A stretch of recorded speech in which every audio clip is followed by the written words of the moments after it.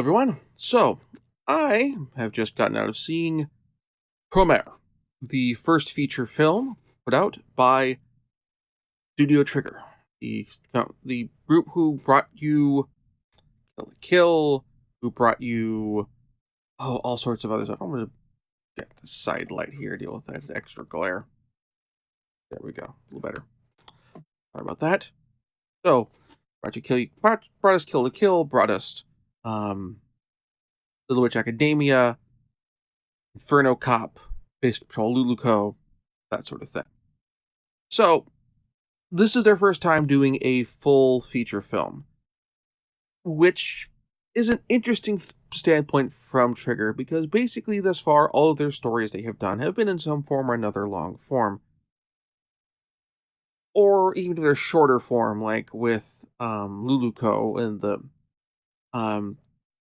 the original two Little Witch Academia shorts, they're still about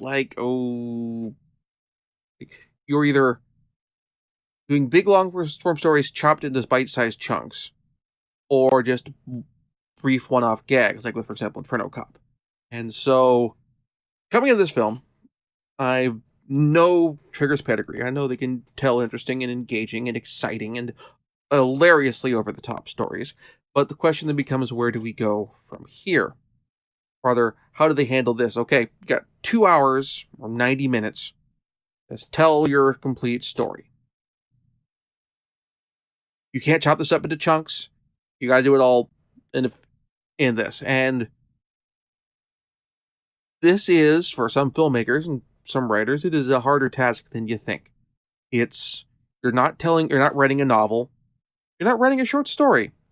You're writing a novelette or novella. And the short answer is, Trigger handles it with flying colors. Both in the metaphorical sense of great success and also with colors flying all over the screen. The premise of Promare is, starting in the not too distant future, people start start spontaneously combusting and manifesting flame powers and that sort of thing. And the world is nearly set ablaze. And these people called Burnish are made second-class citizens. There's also specially charged or heavily armed, not really armed, but specially equipped firefighter teams who handle this. Unlike with, for example, Fire Force, which is out this season, it's not using... They're not magically equipped people. It's not they're using their own magic fire powers to fight the fire. These are... It's fighting fire with science. And, science with an exclamation point and that sort of thing. Weird liquid nitrogen shooting guns and all this sort of stuff. It's the kind of thing where you don't think about the science is sufficiently advanced enough to be magic or what have you. Just don't look at the actual scientific accuracy too much. You'll go cross-eyed. If Neil deGrasse Tyson were to walk into the screening of Promare, he'd probably scan her, so we need to keep him far away from this film as possible. So that kind of leads into where, we look at the basic premise bit of, seemingly super villainous people with flame powers being fought against by a firefighter team or a team using the trappings of firefighting. If you look at that on paper, it seems that Fire Force and Promare are so just too close. Except it feels like, seeing this film, it is definitely clearly much more of a deep impact and Armageddon situation. Both are works that involve... Both of those two films involve asteroid impacts, but they could not be more different. Probably the most significant example I would say this is our protagonist of the series, Burning Rescue, couldn't be more based off the Thunderbirds. The connection couldn't be more clear if you were to give them numbers. and having them launch from specially distinct facilities. It is definitely, like, again, as I've talked about, if you read the reviews on my blog, um, about, let's say, Darling in the Franxx, Trigger is X. Gynax is very, like, a lot of the people who were Gynax, in addition to being influenced by other anime and mecha and that sort of things, also took a significant influence in Super Marionation and Marionation inspired works. Gary Anderson, that sort of thing, Stingray. But, and of course, without a doubt, Thunderbirds, probably Gary Anderson's most pronounced success, his most iconic work, the one he will be remembered for more than Captain Scarlet and Stingray and Space 1999. So the designs for the gear of the Burning Rescue definitely has that, and how it's executed, how they deploy, that sort of thing, very much has that Thunderbirds feel, with the side of 1980s toy cartoons like Centurions, for example. Actually, Centurions is a very strong comparison here. Some of the bits of some of the gadgets and gear have the kind of add-on bits to a action figure thing going on to them that you get with some G.I. Joe and some again, with Centurions, like, that'd probably be one there. I mean, also because Centurions was animated in Japan, but still. I bring this up, actually, because the film it's not doing the American 80s pastiche thing of tons of synthwave, obligatory DeLorean, that sort of thing. But it does use some heavy visual motifs throughout the film that are deliberately meant to evoke, like, kind of a particular style of 80s CGI. Not like of a variety of sources. There's shout outs to Tron. We absolutely have the lots of geometric triangles and not just polygons, but triangles, and kind of the square grid to the horizon scene for several sequences, that sort of thing. It is definitely paying homage there. There's a little bit of synth stuff there, but not as much. I mean, it's a score by Hiroyuki Sawano for the film. He did Gundam Unicorn, and so he is doing... It's different from his Gundam Unicorn score, and is less boisterously orchestral, and it is the synth, and it has a lot of rock to it as well. So yeah, that's also probably where the 80s bit comes in, is you get the 80s. It's not 80s full butt rock like Bon Jovi, Motley Crue, that sort of thing, but there is a tinge of that there. Character archetypes wise, I mean, it is Studio Trigger. There are a lot of there are certain character archetypes Studio Trigger likes to fall back on, less out of laziness and more out of familiarity and providing quick shorthand. And in the case of a film like this one, it works because as far as characterization goes, you do want to let the audience get a quick finger on who these characters are very early on, because this is very much an action story, and you want to get the core fundamental character beats laid out very quickly, so you can then go and play with them later. Like, one of our main protagonists is clearly a hot-blooded figure. He's got Kamina's hair, he's got Kamina's voice actor, and he's practically got Kamina's face. We have recurring voice cast on the Japanese dub, which is how I saw it, from like Little Witch Academia and similar sorts of things. And they're playing characters who are kind of similar to the roles from Little Witch Academia. Specifically, yeah, it's I can remember the name of the character. One of those potions in Little Witch Academia. Like, her actress is here, and there's a little bit of sense with that character and that sort of thing. It's like, again, if you've seen other Trigger stuff, if you've seen Kill la Kill, if you've seen Gurren Lagann, you'll spot these archetypes and go, okay, that's who this person's supposed to be. They will play with this later. And that's kind of where we move on. So I don't want to spoil it because, again, the film's not out on DVD or Blu-ray yet. I don't know if we're going to get a expanded theatrical run aside from like a special event thing for what we've got. I would hope we do, but I can't give a definite. But the film is incredibly fun. Like, also, the other thing I think I'd mention is the Fire Force, the antagonists of that series, are clearly depicted as villainous in the same sort of way where the witches in, for example, Soul Eater, while there are some sympathetic witches, a lot of them are just straight up clearly villainous. With Promare, the Burnish are, on the other hand, pretty straightforward. In terms of that they're not straightforward in the sense of their motivations. Let me take that back. I'm trying to find out the phrase without spoiling too much.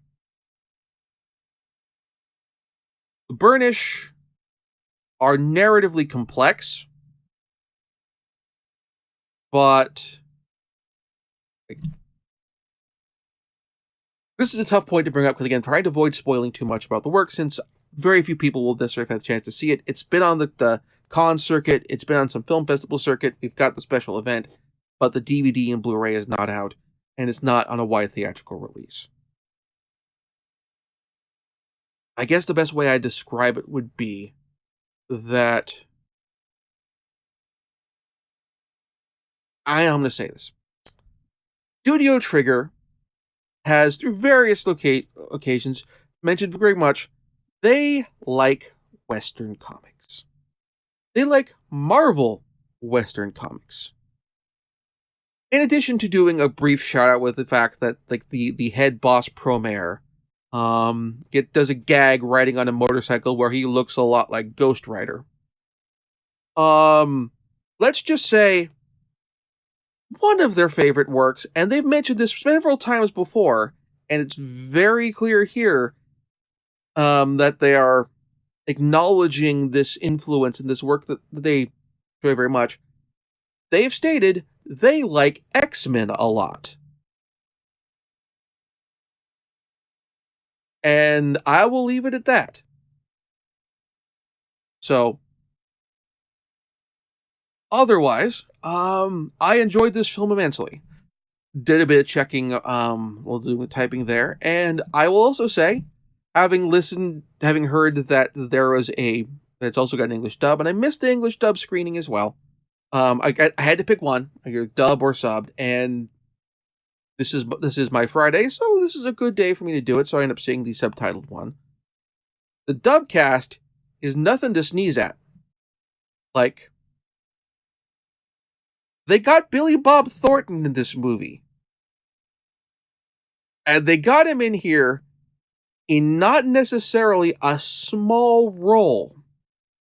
I mean, he's not doing full-on Studio Trigger shouty. He's not a Trigger shouty character. We're not talking he's not playing Gallo, the big shouty Kamina-esque protagonist who's our hero. So he's not doing the full Trigger shout, but he's not playing the character who I thought he'd play. He's not playing the character who, based on his character archetype, I thought he'd play. But he's playing he's in the movie for a significant chunk, which is pretty impressive. The rest of the cast is still great too. Stephen J. Blum is in a significant role. So hey, Mike Spiegel's back in anime again. Johnny Young Bosch, long major role again. Not playing against type this time, I will say. It's not like Fate Zero where he's playing a character completely unlike anyone who's ever played before. And for those of you who are critters, Matt Mercer is also in the film. Again, I recommend checking it out if you get the chance. It's a G-Kids release, which means that it's going to get a nice DVD or Blu-ray when it comes out, and it's going to be affordable as opposed to being an Aniplex release, where it's going to cost you for a nice DVD, or for a nice DVD release, it will cost you $100, or DVD or Blu-ray. Nope. Like for a nice DVD or Blu-ray release with like a soundtrack and a small art book, it will cost you of a film, not like 12 episodes of a series. It'll cost you like $100, $120. G-Kids prices their stuff reasonably, and I appreciate that, and so I recommend when it comes out on DVD or Blu-ray, you support the release. Other than that, I enjoyed the film, and I hope you will enjoy it as well. Before I wrap this up, a little bit of business. I am adjusting how I do my stuff now, in terms of scheduling and that sort of thing, to allow for more stuff like this, where if a movie comes out that I want to go see, if we get a limited anime release screening, I can go see it, drop it in my thing, and we're good to go. The idea being is stuff comes out when it's done. Now what this will mean, and when stuff comes out when it's done, I mean, when I'm finished it, I will slot it in the thing. I'm still going to keep putting new episodes of my shows out on Wednesdays. That's not going to change. Monday, Tuesday, Thursday, Friday will stay Let's Play episodes. That will not change. With my current work schedule, I've moved my Let's Plays to Saturdays. That will also not change. As far as for everything else, again, like this will allow me, for dropping things in when they're done, this will allow me a little more freedom for other stuff. If I want to do a theme month again later, I can do, rather than, okay, I have to find, for example, I plotted out this coming October from last year to do the Three Mothers trilogy with Dario Argento, because there are 3 Wednesdays this month. Correction, there are 5 Wednesdays next month, so I have 3 Wednesdays to spare, plus 1 for Legends of the Force and 1 for Nintendo Power Retrospectives. There are 4 next year has 4. October has 4 Wednesdays.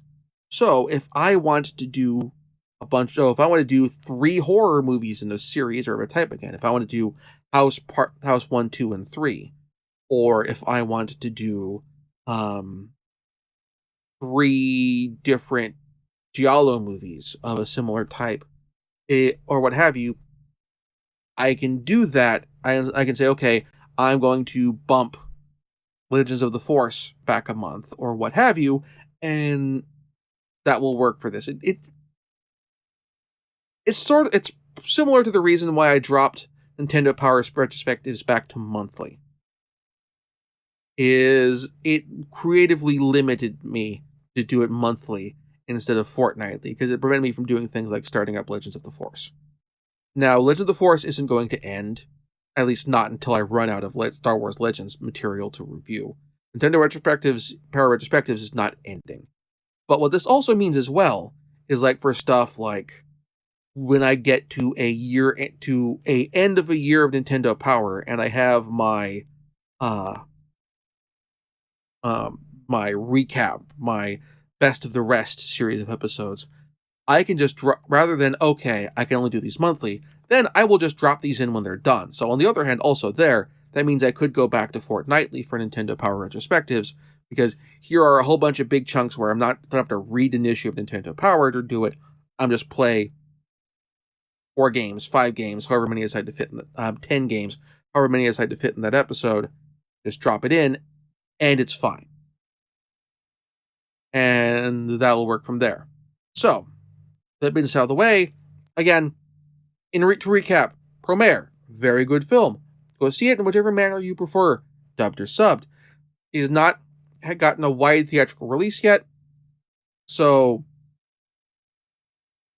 I can't say where you should go see it, but ideally see it in a legal manner. It's been licensed by G-Kids, which means that it will get an affordable DVD and Blu-ray release. So at the very least, you got that coming. And it's also going to be a DVD Blu-ray release that will, based on their prior track record, not suck and have neat bonuses, like possibly bundled with a soundtrack and an art book. All the more reason to pick it up. Again, still reasonable price. Like when G-Kids bundles with a soundtrack and an art book, it's $50, not $120. Schedule changes. Nintendo Power Retrospective is not going anywhere. Legends of the Forest not going anywhere. Now episodes will be going up on Wednesdays when there's the next available spot in the schedule and an episode is done. Oh, also, I'm wearing glasses long term now because I'm in my mid-30s and I'm kidding. Time comes for us all. I couldn't get the polarized ones. My insurance couldn't cover it. So this is why you're seeing in my monitor screen reflected in my glasses, because I have because I'm using my computer as a confidence monitor, so I know that my shots are framed up properly. Yeah, there's that. Also, you can tell if I'm looking up notes now, if I'm look up so you can reflect. Anyway, catch you next week when we start our October horror films. See you then, ghouls and ghosts.